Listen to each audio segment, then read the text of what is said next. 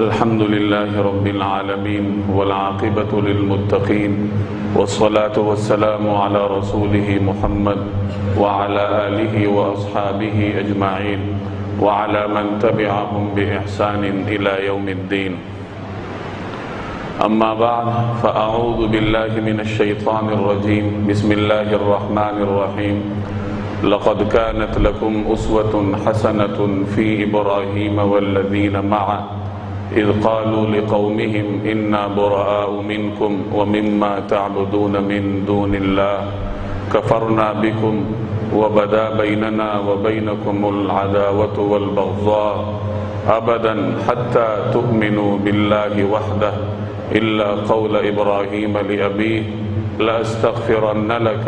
وما أملك لك من الله من شيء ربنا عليك توكلنا وإليك أنبنا وإليك المصير. صدق الله مولانا العظيم. بزرگان محترم اور میرے عزیز دوستوں اور بھائیوں، اللہ جل جلالہ نے حضرت ابراہیم علیہ السلام کی سیرت میں میرے اور آپ کے لیے ایک رہنمائی رکھی ہے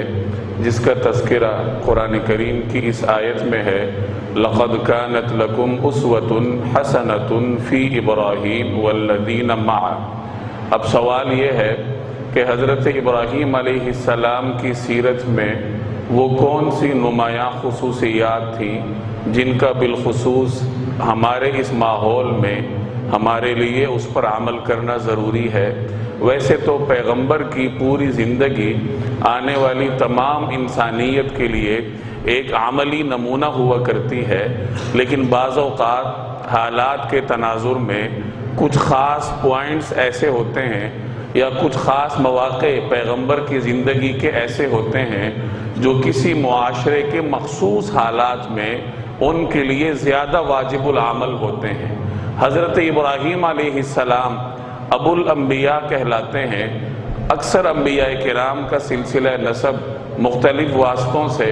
حضرت ابراہیم علیہ السلام تک پہنچتا ہے. ان کا اصل وطن عراق تھا. اس زمانے میں ان کے شہر کو ار کہا جاتا تھا جو بابل کے قرب و جوار میں واقع تھا. اور حضرت ابراہیم علیہ السلام نے جب ار کے اس شہر میں آنکھ کھولی تو ایک تاریخی روایت کے مطابق اس شہر کی آبادی 2.5 لاکھ افراد پر مشتمل تھی. اب یہ اس معاشرے کے اعتبار سے ایک بڑی آبادی ہے، چونکہ اس وقت معاشرہ اتنا وسیع نہیں تھا.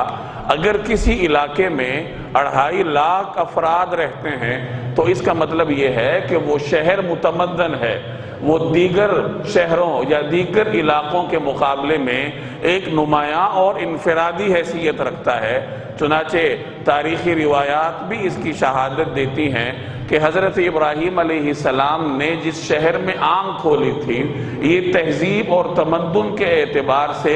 نمایاں حیثیت رکھتا تھا. تجارت پیشہ لوگ تھے، خوشحال تھے، سود خوری ان میں عام تھی، اور ایک بڑی برائی جو اس معاشرے میں بنیادی حیثیت رکھتی تھی وہ بت پرستی تھی.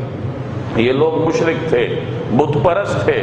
ستاروں کی پوجا کرتے تھے. 5000 کے قریب دیوتاؤں کے نام مختلف تاریخ دانوں نے گنوائے ہیں جن کی یہ پوجا کرتے تھے. اتنے وسیع پیمانے پر شرک کی برائی ان کے اندر عام تھی، اور یہاں تک کہ جو وقت کا بادشاہ تھا نمرود،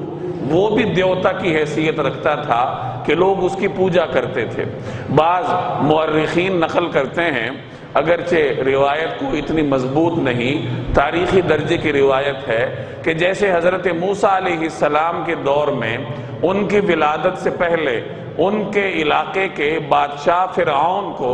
نجومیوں نے یہ بتایا تھا کہ ایک بچے کی ولادت ہونے والی ہے جو آگے جا کر تمہاری مملکت کے لیے نقصان دہ ثابت ہوگا. اسی طریقے سے حضرت ابراہیم علیہ السلام کی ولادت سے پہلے ان کے دور کے بادشاہ نمرود کو کچھ نجومیوں نے یہ بتایا ہوا تھا کہ ایک بچے کی ولادت ہونے والی ہے جو تمہاری بادشاہت کے لیے مشکلات پیدا کرے گا. تو نمرود نے یہ حکم جاری کیا تھا کہ میاں بیوی آپس میں ملنے نہ پائیں. ملاپ قانونی طور پر ممنوع تھا، اور اس کے باوجود بھی اگر کہیں کوئی بچہ پیدا ہو جاتا تو سرکاری نگرانی میں اسے رکھا جاتا،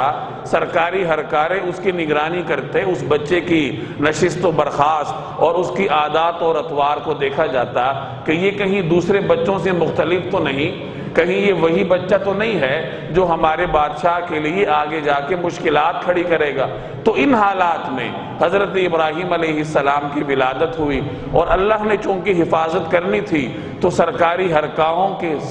ہرکاروں کی نگاہوں سے اللہ تبارک و تعالی نے ان کو محفوظ رکھا۔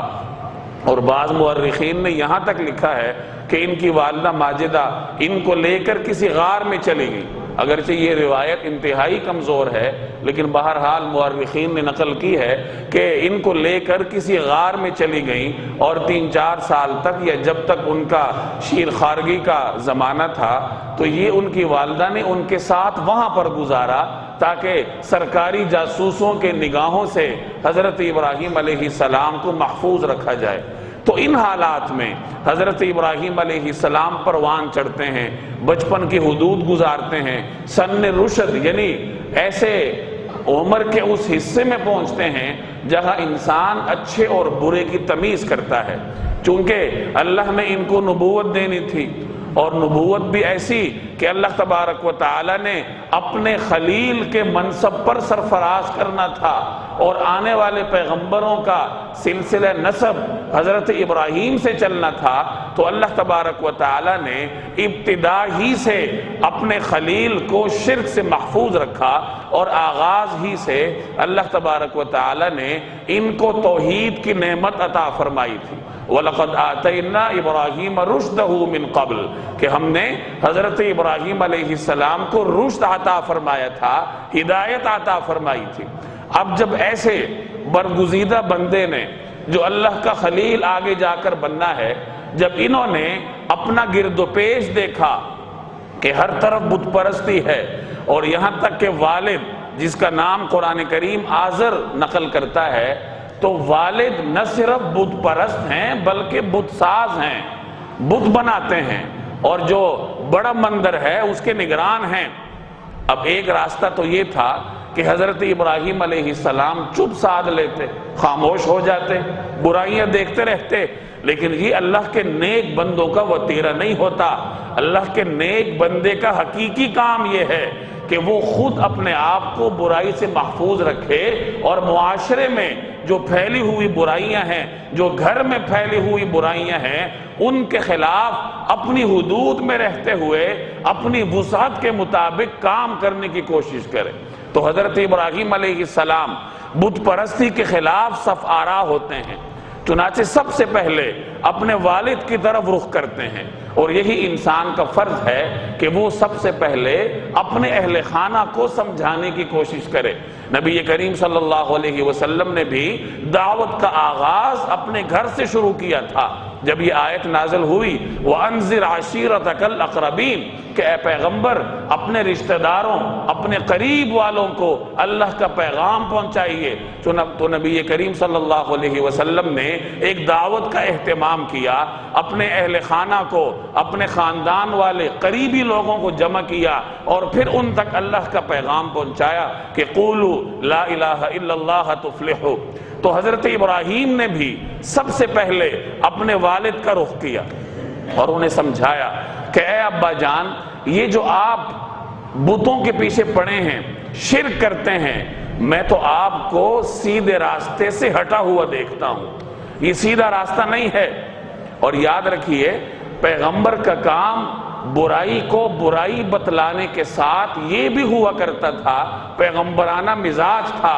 کہ وہ اس برائی میں موجود جو رذالتیں ہیں، جو نقصانات ہیں، یا آپ اس کو دلائل کہہ لیجئے، وہ بھی سمجھایا کرتے تھے کہ یہ چیز بری ہے تو کیوں ہے۔ تو قرآن کریم نے ایک اور جگہ حضرت ابراہیم علیہ السلام کا مکالمہ اپنے والد کے ساتھ نقل کیا ہے کہ وہ بڑے ادب کے ساتھ اپنے والد سے عرض کرتے ہیں یا ابتی، اے ابا جان، لم تعبد ما لا يسمع ولا يبصر ولا يغني عنك شيئا،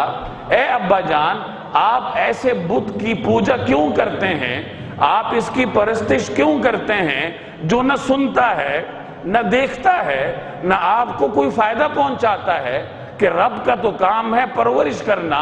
آپ کو نقصان سے بچانا، آپ کو نفع دینا، تو یہ کیسا رب ہے آپ کا جو آپ کی سن نہیں سکتا، آپ کو دیکھ نہیں سکتا، آپ کو رد عمل نہیں دے سکتا، کوئی فائدہ نہیں پہنچا سکتا؟ یا ابدی یا ابتی لا تعبد الشیطان، اے ابا جان شیطان کے پیچھے مت چلیے، ان الشیطان کان للرحمن عصیا، یہ تو رحمان کا نافرمان ہے یہ شیطان، اور آپ اگر اس کے پیچھے چلے تو کہیں ایسا نہ ہو کہ آپ نقصان اٹھا بیٹھیں۔ یا ابتی انی اخاف ان یمسک عذاب من الرحمن، اے ابا جان مجھے یہ ڈر ہے کہ کہیں آپ پر اللہ کا کوئی عذاب نازل نہ ہو جائے، فتکون للشیطان ولیا، اور آپ بھی شیطان کے دوست بن جائیں، جیسے شیطان کو اللہ تبارک و تعالی نے مردود قرار دیا، راندہ درگاہ کیا ہوا ہے، کہیں ایسا نہ ہو کہ آپ کو بھی اللہ تبارک و تعالی اس کی صف کا بندہ بنا دے، آپ چھوڑ دیں یہ سب کچھ۔ اب اندازہ لگائیں یہ پیغمبر کا لہجہ ہے، یہ ایک داعی کا لہجہ ہوتا ہے کہ وہ بڑی مصلحت، بڑے پیار کے ساتھ برے کو برا کہنے کے ساتھ، برائی کو برا کہنے کے ساتھ ساتھ اس میں موجود نقصانات بھی واضح کرتا ہے۔ ہمارے ہاں تو یہ ہے کہ بس فتویٰ آ گیا کہ یہ چیز غلط ہے، اب آگے سمجھانا نہیں ہے کہ غلط ہے تو کیوں ہے، بلکہ میری یہ خواہش ہوگی کہ میں نے اس چیز کو غلط کہہ دیا، اب یہ جو میرے سامنے بیٹھے ہیں یہ بھی میری بات کا اعتبار کرتے ہوئے اس کو غلط کہیں۔ حقیقی داعی کی ذمہ داری یہ ہوتی ہے کہ غلط کو غلط کہنے کے ساتھ اس کی غلطی بھی واضح کی جائے، تاکہ عام آدمی پر اس کی ذہنی رسائی کے اعتبار سے یہ چیز کھل جائے کہ یہ غلط ہے تو کیوں ہے۔ یہی راستہ حضرت ابراہیم علیہ السلام نے اپنایا، اور کتنے خوبصورت طریقے سے، کتنے پیار اور ادب و احترام کے ساتھ اپنے والد کو سمجھایا۔ یہ داعی کا لب و لہجہ ہے۔ اب اس کے مقابلے میں باطل ہے، اس کا لہجہ بھی دیکھ لیں تو والد کہتا ہے اراغب انت عن آلہتی یا ابراہیم، اے ابراہیم کیا تو میرے رب سے یا میرے ان بتوں سے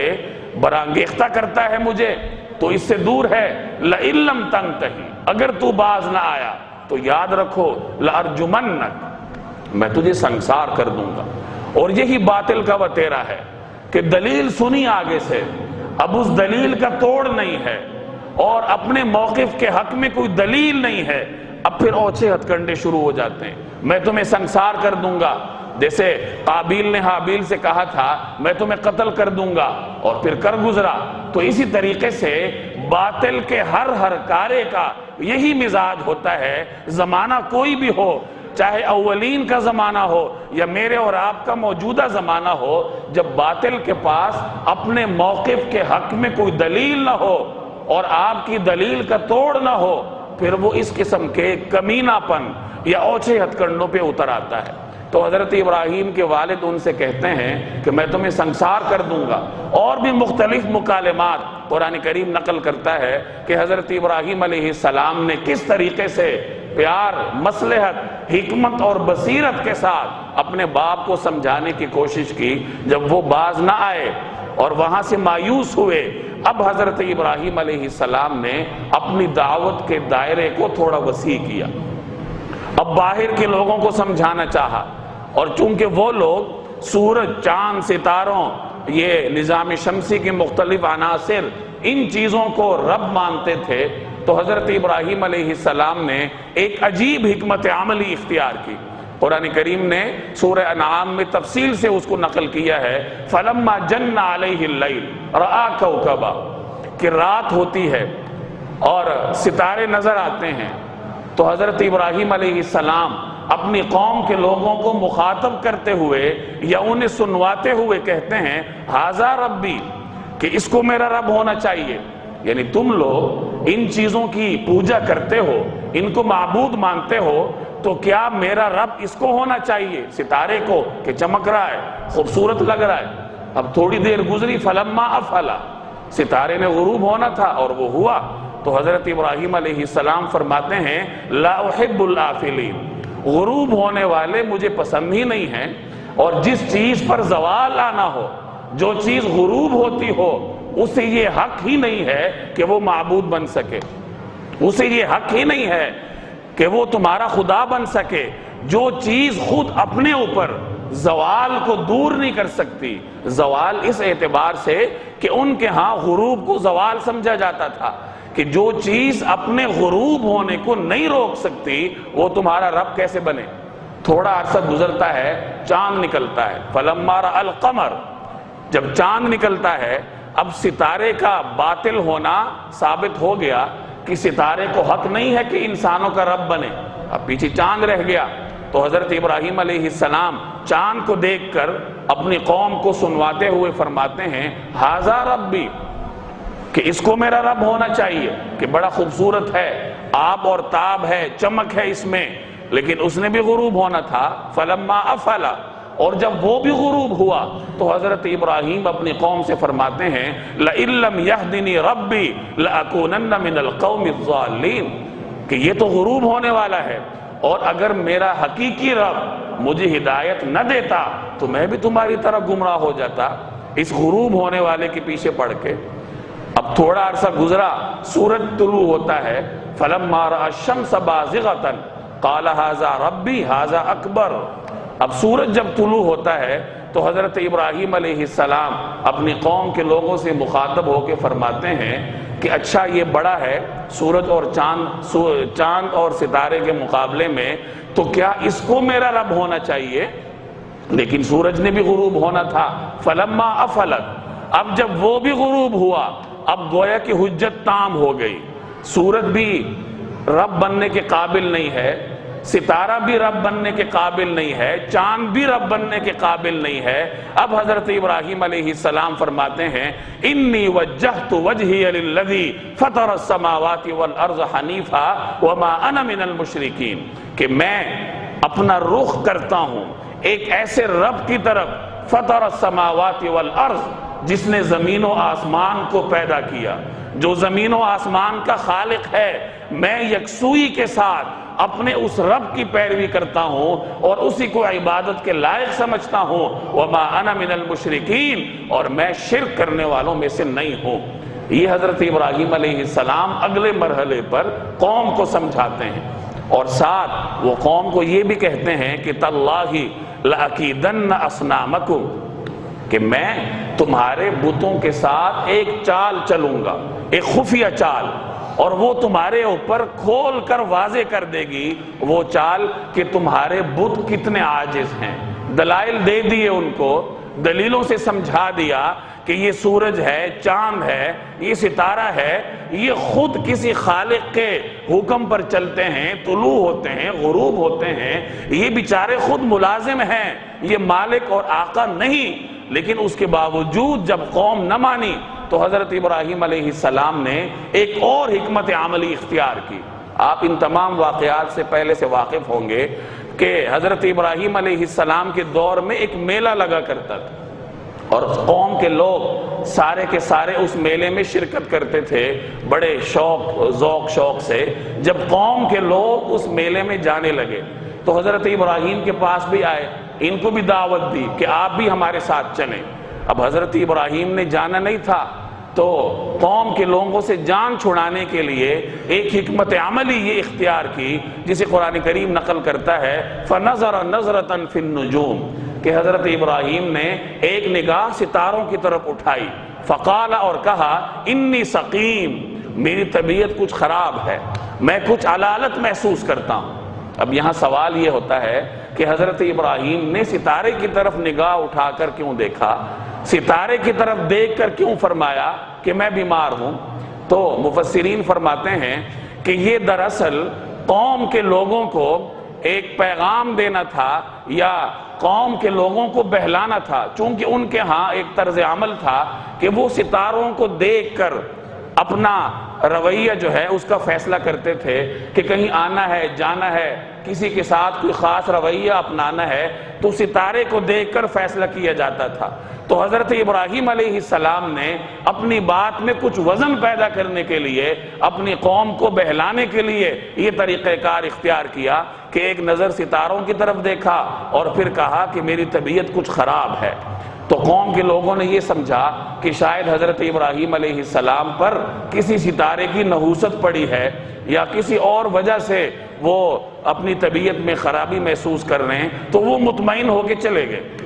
اب حضرت ابراہیم علیہ السلام ان کے جانے کے بعد ان کے سب سے بڑے بت کے معبد میں آئے۔ اب دیکھا کہ بت ایک لائن میں کھڑے ہیں، بڑا بت ان میں درمیان میں ہے، اور ان کے سامنے انواع و اقسام کے کھانے رکھے ہیں۔ جو نظر اور نیاز تھے، جو ان لوگوں نے بتوں پر چڑھائے تھے، وہ ان کے سامنے موجود ہیں۔ تو حضرت ابراہیم فرماتے ہیں ما لکم، بتوں کو خطاب کر کے کہ کیا ہوا تمہیں، تم کھاتے کیوں نہیں ہو، تم بولتے کیوں نہیں ہو، تم میری بات کا جواب کیوں نہیں دیتے؟ اور پھر انہوں نے فجعلہم جزازا، تمام بتوں کو ملیمیٹ کر دیا، ریزہ ریزہ کر دیا، الا کبیرا، سوائے بڑے کے، بڑے بت کو چھوڑ کر چھوٹے تمام بتوں کو ختم کر دیا۔ اب جب قوم کے لوگ واپس آئے اور انہوں نے دیکھا کہ یہ ہمارے خداؤں کے ساتھ کیا ہوا، یہ تو بیچارے کسی نے ان پہ حملہ کیا ہے، ہلاک ہو گئے، اب وہ پریشان ہوئے کہ یہ کس نے کیا ہوگا۔ تو چونکہ حضرت ابراہیم علیہ السلام اس سے پہلے بتوں کے حوالے سے اپنے خیالات کا اظہار کرتے رہتے تھے، اور وہ یہ بھی فرما چکے تھے کہ تاللہ لأکیدن اصنامکم، کہ میں تمہارے بتوں کے خلاف ایک چال چلوں گا۔ تو اب چنانچہ قوم کے لوگوں کا فوراً خیال ان کی طرف گیا، اور انہوں نے کہا کہ سمعنا فتى یذکرہم یقال لہ ابراہیم، کہ ہم نے ایک نوجوان کو دیکھا ہے کہ وہ بتوں کا تذکرہ کرتا رہتا ہے اور ابراہیم کہا جاتا ہے اس کو، تو یقیناً یہ اسی نے کیا ہوگا۔ حضرت ابراہیم کو بلایا گیا اور ان سے پوچھا گیا من فعل ھذا بآلہتنا،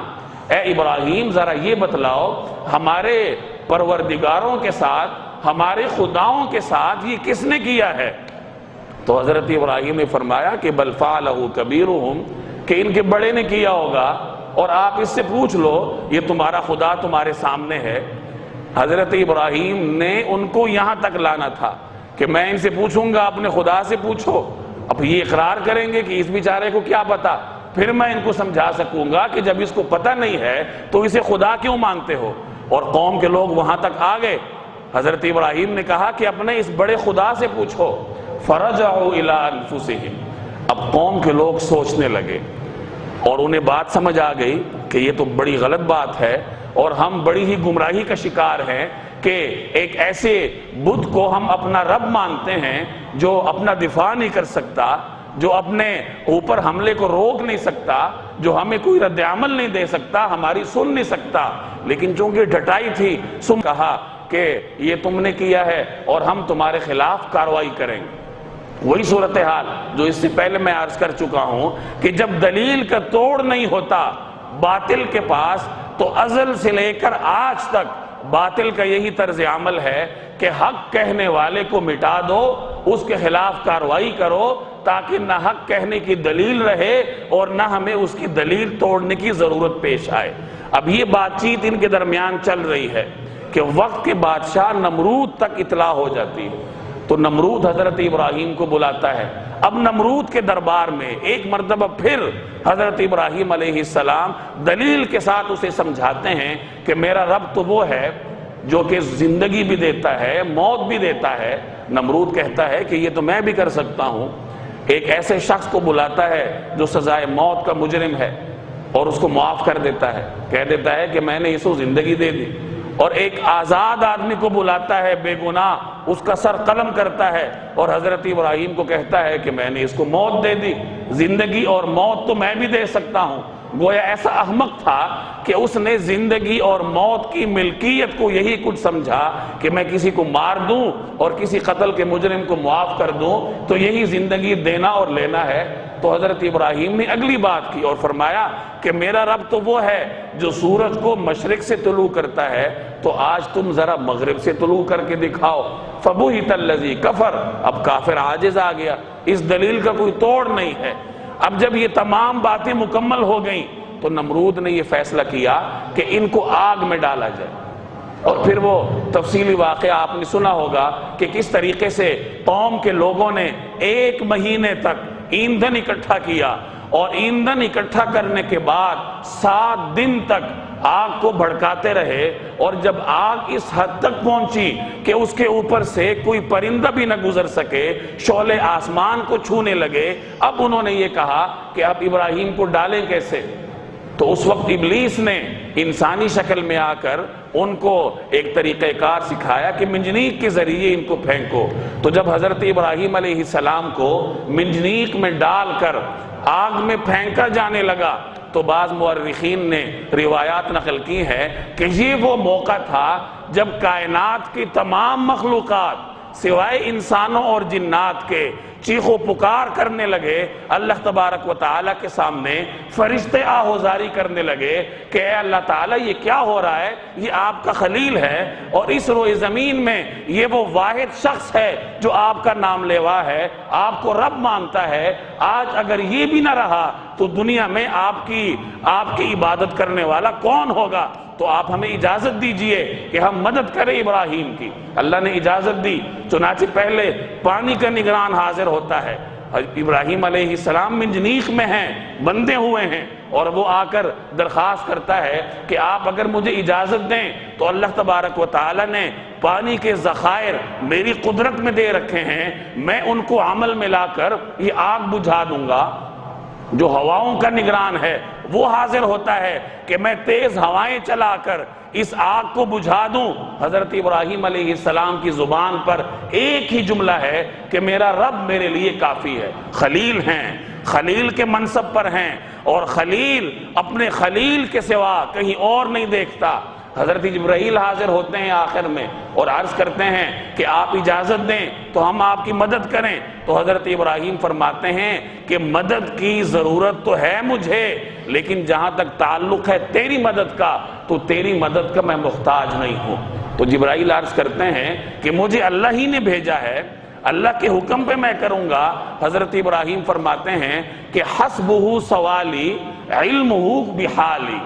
کہ میں اگر تجھ سے کوئی سوال کرتا ہوں یا دعا مانگتا ہوں تو میرے سوال سے زیادہ بہتر یہ ہے کہ اللہ تبارک و تعالیٰ کے علم پہ اعتماد کروں۔ اللہ مجھے دیکھ رہا ہے، وہ واقف ہے کہ میرے ساتھ کیا ہونے والا ہے، تو مجھے تیری حاجت نہیں ہے۔ یہ ہے خلیل کا اصل مقام۔ جب حضرت ابراہیم کو ڈالا جاتا ہے، اب اللہ کی براہ راست قدرت عمل میں آتی ہے۔ قلنا یا نار کونی بردا وسلاما علی ابراہیم، اللہ تبارک و تعالیٰ کی جانب سے براہ راست حکم آتا ہے آگ کو کہ ابراہیم پر برد اور سلام بن جا، نہ اتنی گرم کہ انہیں گرمی محسوس ہو اور نہ اتنی ٹھنڈی کہ انہیں سردی محسوس ہو۔ یہ تفصیلی واقعات حضرت ابراہیم علیہ السلام کے آپ کے سامنے آئے۔ میں اور آپ بھی ایسے معاشرے میں رہتے ہیں جہاں چاروں طرف برائی ہے۔ پہلے میرے گھر میں برائی ہوگی، اللہ کے احکامات کا مذاق اڑایا جاتا ہوگا، بچے نماز نہیں پڑھتے ہوں گے، عورتیں پردے سے باغی ہوں گی، اور پھر باہر معاشرے میں یہی صورتحال ہے۔ تو حضرت ابراہیم کی سیرت سے جو مجھے اور آپ کو سبق ملتا ہے وہ یہ ہے کہ سب سے پہلے میں اپنے گھر والوں پہ محنت کروں، میں اپنی خواتین کو پردے کی ترغیب دوں،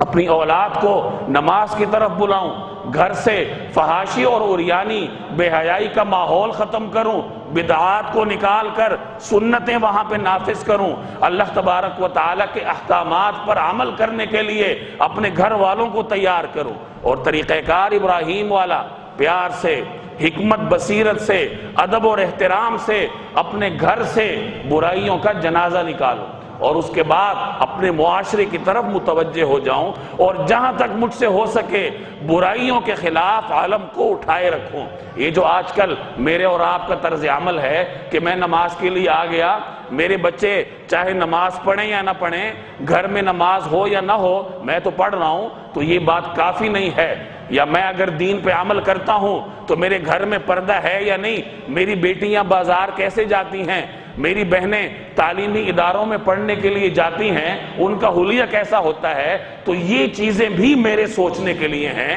اور یہ کوئی نوافل کے درجے کی نہیں ہیں، فرائض کے درجے کی ہیں۔ میں پھر عرض کر دوں کہ صرف میرا یا آپ کا دین پر عمل کرنا کافی نہیں ہے۔ دین دو چیزوں کا نام ہے، ایک خود عمل کرنا اور نمبر دو برائی کے خلاف جد و جہد کرنا، اپنے دائرے میں رہتے ہوئے۔ جیسے حضرت ابراہیم لوگوں سے مخاطب ہو کر کہتے ہیں اپنے برائی کے ماحول سے کہ انا براء منکم، میں بری ہوں، میں برات کا اعلان کرتا ہوں جن برائیوں میں تم مبتلا ہو۔ تو جب تک میں اور آپ برائی سے برات کا اعلان نہ کریں، برائی کے خلاف صف آرا نہ ہو، اپنے گھر سے، اپنے محلے سے، اپنے معاشرے سے، اپنی حدود میں رہتے ہوئے برائی کو نکالنے کی جد و جہد نہ کریں، اس وقت تک ہم دین کے احکامات پر عمل کرنے والے نہیں کہلائے جا سکتے۔ اللہ تبارک و تعالی مجھے اور آپ کو عمل کی توفیق دے۔ وما علینا الا البلاغ المبین۔